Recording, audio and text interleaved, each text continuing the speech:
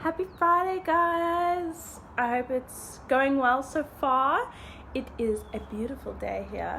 I've been very busy, so sorry I'm a little bit late. A little bit meaning like quite. But I'm doing what I can, okay? Don't judge me. Work is absolutely running away with me at the moment, but it's fine, that's good.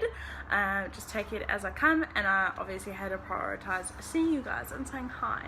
So this one is quite close to me because I struggled with this for a while, and it's my sort of ways of how I look into fat loss and how I would want to help someone else look at it, and how ways to just take it in its stride, like not take things so seriously, if I can say that.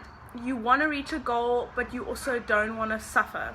And especially during, I don't even want to keep referring to COVID and what's going on in this world. In our very normal everyday lives are struggling in our own day-to-day activities. So even taking into consideration when we're not going through a pandemic, our own struggles and our own feelings of what we're going through, and now having to put that extra pressure of, I need to lose weight on top of that. So my sort of few ways on how to deal with fat loss in a very normal, sort of realistic, no pressure sort of way. So a few reasons or a few ways to sort of help you in this sort of fat loss journey is eating healthy. First of all, eating healthy does not have to mean fat loss. So if I have to take it in its extreme, you could potentially, and I say this very like in inverted commas, quotas, eat McDonald's every day and still lose weight. Please don't quote me on that. Please don't do that. But if you're looking at it in a point of view of like, I'm eating super unhealthy, but I'm still under eating, you still are going to lose weight. We obviously don't want that.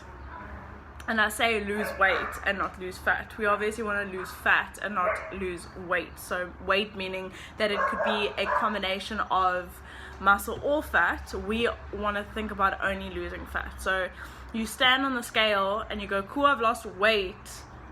We don't know if that's good weight or bad weight. Like, we don't potentially want to be losing muscle. So we don't really just want to be losing weight. So eating healthy doesn't always mean fat loss. Too many calories, whether it be a salad or a hamburger, is still too many calories. So if we want to think about losing fat, we need to be in a calorie deficit, we need to be eating healthy. That still doesn't mean I can be slamming away on prawns and quinoa and beans and all these things that are considered healthy. If I have too much of them, they are still too many calories. So I hate to break this to you, but even if you find a super awesome snack that tastes amazing, it's considered healthy, check the serving size. You'll most likely find it is only still 1 or 2, or half the can and not the full can, or a tablespoon and not the entire thing, because of the fact that, funny enough, healthy sometimes can even mean more calories, because people are trying to think about it as a health benefit and not always a fat loss benefit. They're thinking unprocessed sugars, so I'm going to use dates, I'm going to use honey, I'm going to use xylitol instead of sugar. That doesn't make it calorie free. That doesn't make it, I'm still going to be able to lose fat if I'm going to eat a whole bunch of these things. So don't just think I'm on this healthy cleanse, I'm going to sit here and eat dates all day and still lose weight. That's not the case. That is not the case. So calories in versus calories out, our second one, and this sort of goes hand in hand. You can eat too much and not gain weight, so you cannot burn off those amounts of calories. Taking in too many calories does not mean you are getting out as much, so you're not exercising enough to get out. You can't out exercise a bad diet. I'll get there in a second. In the exact same way, if you eat too little, your body will not give out either. So you can be doing hours and hours of cardio and eating 500 calories a day, your body's not going to budge, because it's going to be like, girlfriend, what are you doing to me? I'm saving this storage as all I can get, because if you're going to keep starving me, I'm going to stop giving you what you want. So good recap on that. I sort of just went like over the hill there. Too little calories in does not mean you're going to get any calories out. Too much calories in doesn't mean that you're going to be able to get a whole stack of out either. So obviously you need to find a great balance of enough fuel, still in a calorie deficit, to make sure that your body is able and giving to give that weight. Too little calories, that does not mean your body is gonna give anything. In fact, if you eat too little, it's gonna give nothing. It's just gonna be like, no, this is storage, you starving me, I'm about to die. That's basically what your body thinks. It goes, I'm dying, I'm starving, I need to store this so that I can go into that mode of like helping you stay alive. And we obviously don't want that. Don't let your body think that.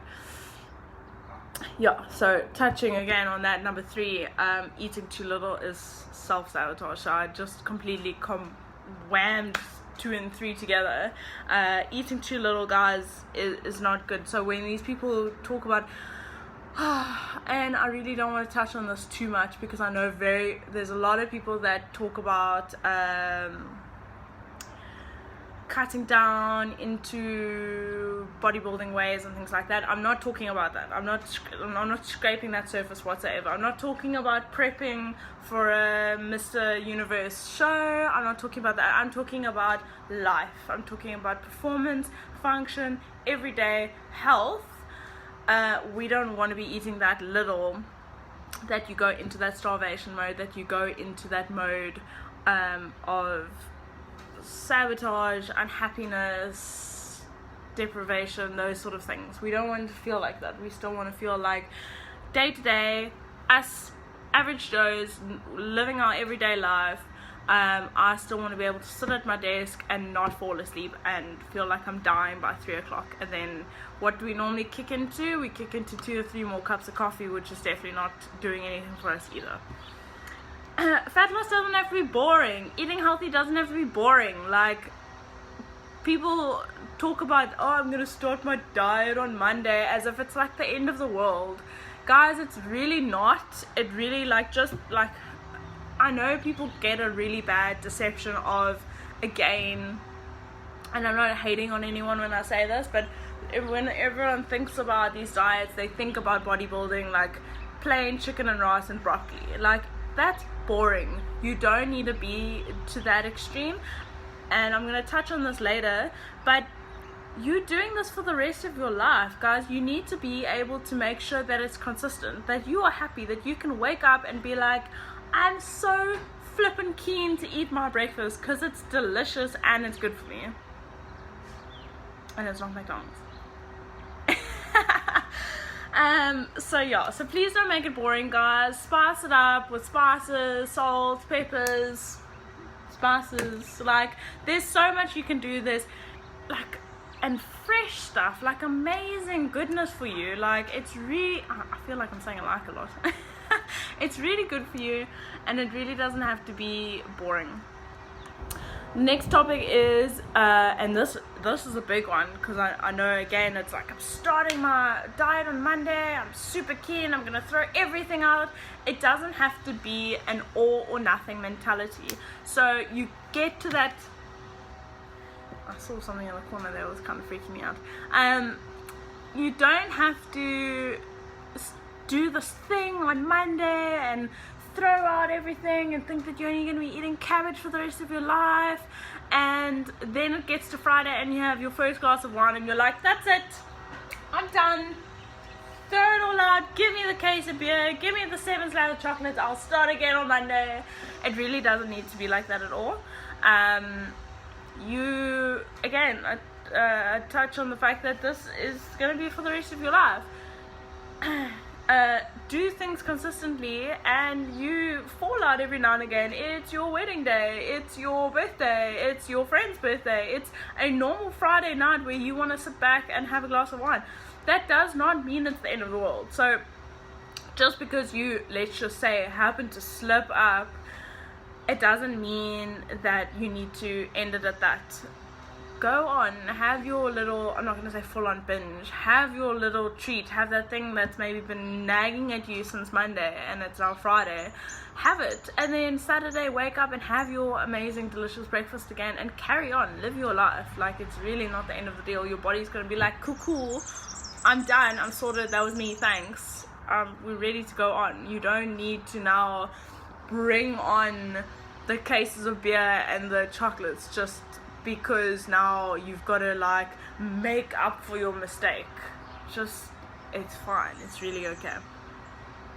Enough protein. So this one, I've made it a very special thing in my course to speak about, because it is something that I think people overlook, and that is eating enough protein. And guys, it's really such a factor when you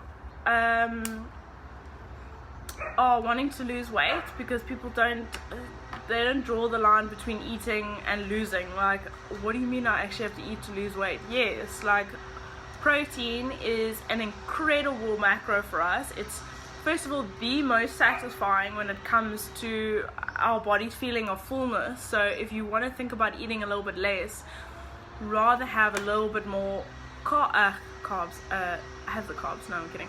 Have the protein, because that's gonna be like, oh wow, I've eaten something substantial. It's for growth. There's incredible extras for it when it comes to having protein. So please don't undermine the protein. I'm not going to touch on if you're vegetarian, because I'm sorry for you. No, I'm kidding. Love you guys. But yeah, that is a whole nother touch on, because of the fact that a lot of the proteins are connected to carbs. So you'd have to watch your protein intake then, because protein intake / carb intake would be a lot more difficult to find. I do suggest sort of protein shakes and things like that, but again, then you have to look at metabolic damage, because you can't be living on protein shakes and think that your stomach is going to be happy with that. Moving on, stop doing so much cardio. Cardio strips muscle, and at the end of the day, we want to lose fat. We don't want to lose muscle. We want to look nice and lean. We want to drop the extra kilos, and cardio can only do so much of that. And again, it's like that skinny fat look. Long distance runners and things, again, not hating on anyone, just putting in facts. Aerobic exercise will strip the thing that is the most energy dense. So if I'm a long distance runner and this kilo of muscle is weighing me down, it's gotta go, because it's weighing me down. I've got to now run for another 8 hours. That's like having a backpack of 10 kilos. It's like, it needs to go, because of the fact that it's causing damage, in the sense of it's weighing me down. Your body sees it as that, so it's going to hold onto the fat more, because that's the energy, that's the storage for fuels. That's like, when I'm dying, that's what I'm going to be giving you. The muscle takes all of that, so I'm going to naturally have less muscle on me if I'm long distance running and doing loads and loads of cardio. Weight training, on the other hand, is incredible for fat loss. Again, I speak about this hugely in my 10-week course, which is coming up really soon, so I really suggest that you get on it, because there are a few spots left. And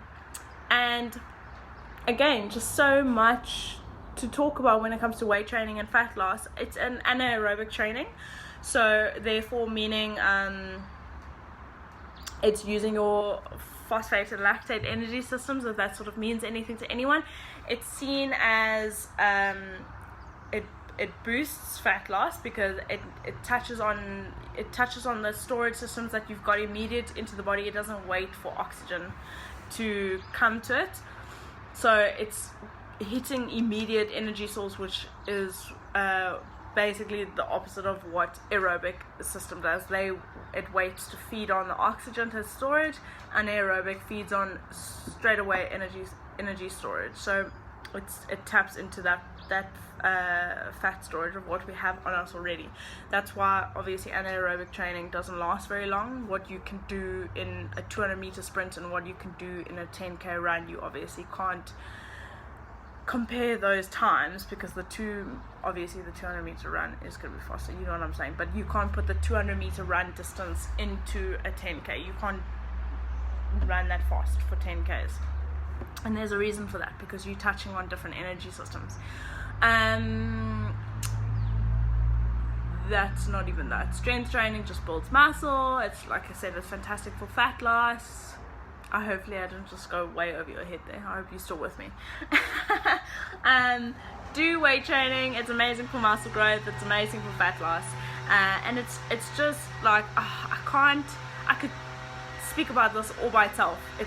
Strength training is really just incredible for you. And don't think of it again as like, I'm a crazy CrossFitter or I'm a crazy bodybuilder and those are the only reasons why I do strength training. No, it's every single person can learn to pick up their groceries better. Every single person can learn to put something over their head better. Every single person can move their furniture around better. Like, that's what a form of strength training can do for you. Live your life more functionally better. Small changes. And again, I can talk about this all day, guys. Like, people, you are too hard on yourselves. Nowadays, we've got a lot going on for us. And I say nowadays, everyone's got a lot going on for themselves, and it doesn't need to be an all or nothing mentality. This week, I'm just going to drink 2 more glasses of water. I'm going to drink 1 less coffee in my sugar, and I'm going to walk.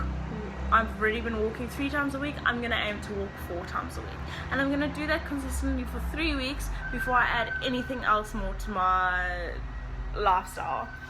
And let that be the change. It doesn't need to be, I'm going from a loaf of bread every day to never eating a slice of bread again. There doesn't need to be those 2 extremes. There can be little steps in between.